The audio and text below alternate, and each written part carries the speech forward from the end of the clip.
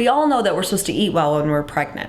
But did you know that many healthcare providers are now recommending a preconception diet to follow 6 months before you're pregnant for both the woman and the man? What? A special diet for the man? That's right, honey. Come on, it wasn't so bad, was it? No, it wasn't. Actually, it was good. It helped us be intentional about this pregnancy and about childbirth. And it worked because we got pregnant on the very first try. We did, which was such a blessing. So here are the 3 steps that we followed in order to do that. Step 1, clear out the junk. Now it goes without saying, this means cutting out any illegal drugs, alcohol, nicotine, those things that are really burdensome to the body and are toxic. So you want to cut those out completely. Then we want to eliminate sugar, white flour, processed food, MSG, those chemicals and fake foods that haven't been around that long, to be honest. A great rule of thumb is if your great-grandmother didn't eat it, then neither should you. Step 2 of the preconception diet, eat nutritionally dense foods. I started with good quality fats. Here's an example of one with olive oil. Now I know for a lot of us that grew up in the low-fat, fat-free era, this is kind of a mind shift, but trust me, fats are so important for the female endocrine system. It's going to fuel and feed all those great hormones that are going to sustain your pregnancy. I also ate a lot of good old-fashioned butter. I know butter's been demonized, but it's been nourishing humans for thousands of years, and I ate plenty of it and it didn't cause me any problems. Other examples would be avocados, nuts and seeds, coconut oil. All those are great fat that just nourish the body and prepare you for pregnancy. Then we go into high-quality protein sources. Now this is really where the organic part is important.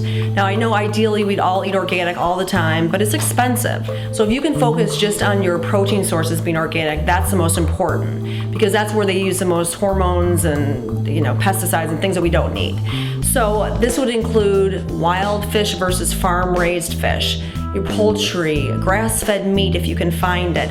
Of course, eggs are a great nutritional source of protein, easy, fast, and inexpensive. And I really want to focus on dairy. Dairy is vitally important as you're trying to prepare your body for pregnancy, particularly whole fat sources, okay? So this is about whole yogurt, whole milk, real cheese, even cream, ice cream, all those things. Again, a mind shift for those that are used to skim milk, but studies have proven that whole dairy products, women that consume them, have a significantly higher chance of conceiving than women that don't. So check out the study, it's really fascinating. So that's kind of your core diet. Of course, we want to include good quality whole grains. I really enjoyed oatmeal because it was fibrous and it filled me up. When I eat my whole grains, I soak them. It helps the digestibility and the nutritional components of it. You can Google it to learn more, but it's something I also recommend.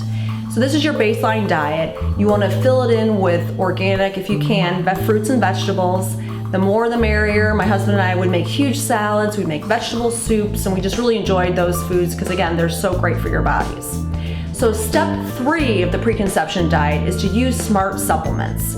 So kind of the granddaddy of all of this is cod liver oil. Cod liver oil has also been around for hundreds of years. My grandmother took it. She had 7 children. It's great for the body. It's got those omega-3 fatty acids, which are so essential not only for the mom, but for the baby. Next, we want to, what I did actually was use a lot of the probiotics. I used a high quality probiotic. I really boosted my levels because when we give birth, we actually give away some of our intestinal flora to our children. So we want to be sure we're at a good level so that we can pass on that health and then also stay healthy ourselves.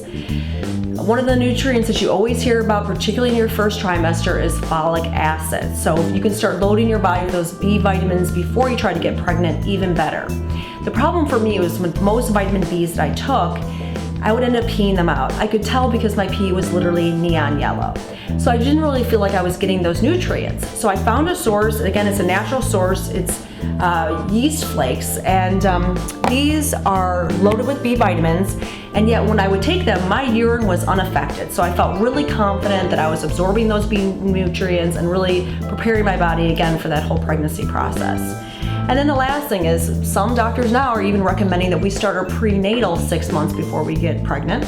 But let's face it, a lot of prenatals are horse pills, they don't go down well, they give you heartburn, and they're just not really fun to take. So what I focused on was actually a food-based prenatal. I took Mega Food Baby and Me, And I really felt great on it. And my hair grew like a weed, it still is, and my nails are strong. So I felt like I had those kind of signs that proved to me that it was working. So to recap, step 1, clear out the junk. Step 2, eat nutritionally dense foods. And step 3, use smart supplements. If you want to read more about these kinds of diets, I recommend 2 books. One is Garden of Fertility by Katie Singer. And the second one is a fantastic cookbook called Nourishing Tradition by Sally Fallon. So that's it. Give it a try, and I wish you the very best.